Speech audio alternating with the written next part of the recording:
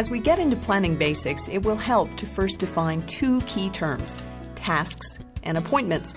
You've probably spent a lifetime dealing with both, but have you ever thought about what makes them different? For our purposes, let's say that tasks are time flexible, whereas appointments are time specific.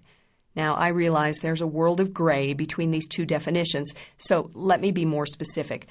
If I tell you I plan to exercise tomorrow, is that a task or an appointment according to our definition?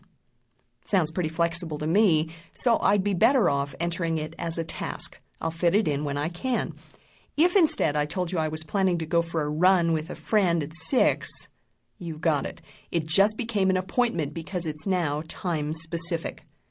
You'll find that by keeping time-flexible events in your task list and time-specific events in your appointment schedule, you'll have a much easier time with the 4 planning basics: prioritize, track, capture, and retrieve. Let's start with prioritize. Prioritizing is truly a master skill. Let me tell you the story of Charles Schwab Sr.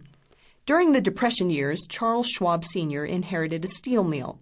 Now, I think it's usually hard to feel sorry for people who inherit steel mills, but in this case, Charles Schwab Sr. had inherited a really bad deal. The steel mill was in financial disrepair and was going downhill fast. He really didn't know what to do with it, so he called upon a consultant named Ivy Lee and said, "Would you please help me? In fact, if you can share information with me in the next 20 minutes that'll help turn this thing around, I'll make it financially worth your while. But if you can't help me in 20 minutes, deal's off. I don't have more time." Well, Lee pulled a blank 3x5 note card out of his pocket, handed it to Schwab, and said, "Write on this card the 6 most important tasks you have to do tomorrow." That took about 3 minutes. "Now," said Lee, "number them in order of their importance." 5 more minutes pass. "Now," said Lee, "put this card into your pocket and first thing tomorrow morning look at item 1 and start working on it. Pull the card out of your pocket every 15 minutes and look at item 1 until it's finished. Then tackle item 2 in the same way, then item 3. Do this until quitting time.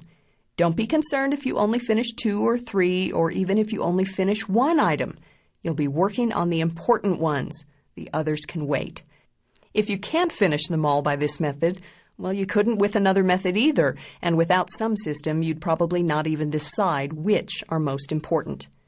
Spend the last 5 minutes of every working day making out a must list for the next day's tasks, said Lee. After you've convinced yourself of the worth of this system, have your men try it. Try it out as long as you wish, and then send me a check for what you think it's worth. 2 weeks later, Ivy Lee received a letter in the mail from Charles Schwab Sr. thanking him for his advice. Attached was a check for $25,000. As I said, prioritizing is a master skill.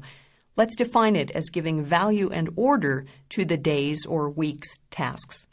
When I say give value, I'm talking about ABC, or high, medium, low. You could even use color. Now, this is not a new idea. In fact, chances are you may already be doing something like this. As you skim your task list, assign an A, or high value, to all those tasks you consider vital. The dictionary defines vital as life-sustaining. Here's the test.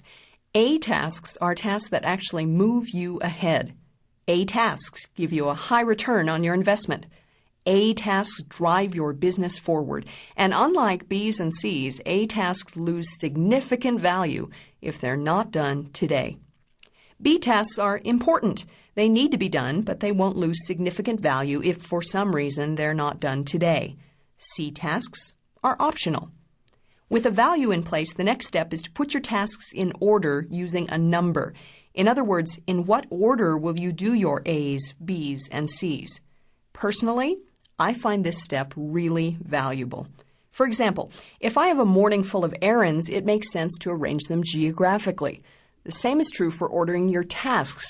Sometimes there's a logical sequence that will make the best use of your time. But I know people who never do this and seem to be just as productive.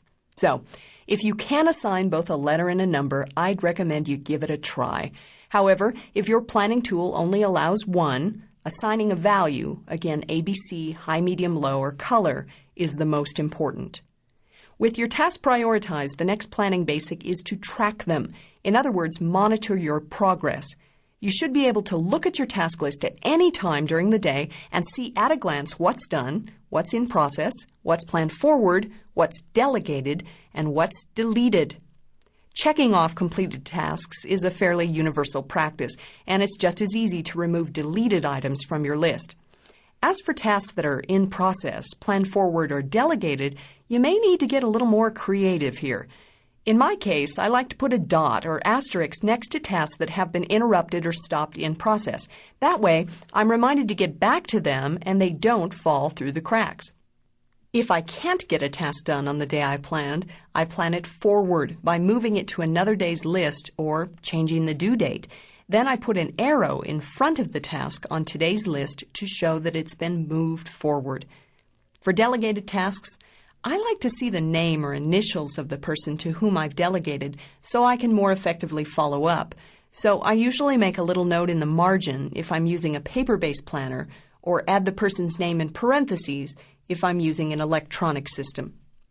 The last two planning basics are capture and retrieve, skills aimed at best handling incoming information.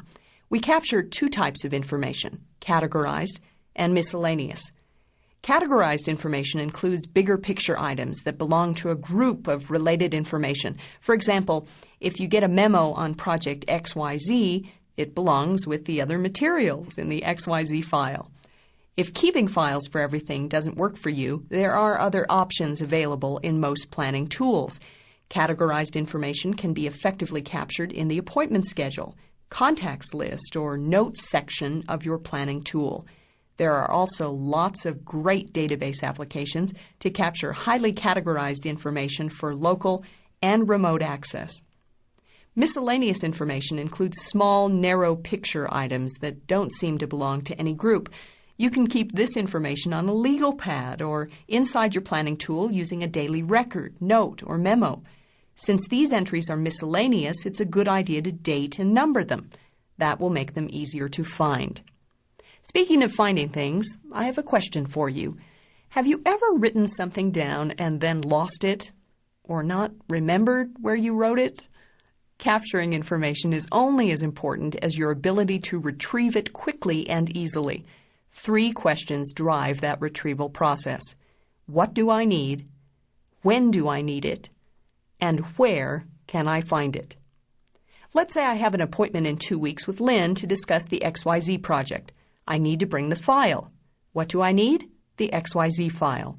When do I need it? 2 weeks. Where can I find it? In my filing cabinet. So I'd want to make an entry in my planning tool for 2 weeks from today reminding me of the appointment, the need to bring the file, and where to find it.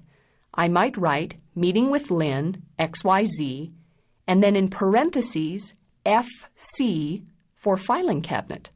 You can make up your own abbreviations, whatever makes sense to you. One more example. Let's say I need to call someone next week that I spoke with today about a miscellaneous issue. I have a miscellaneous note that I dated and numbered.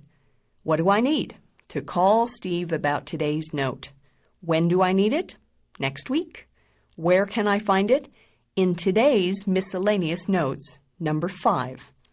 I might write, call Steve, and then in parentheses, August 28th, note 5.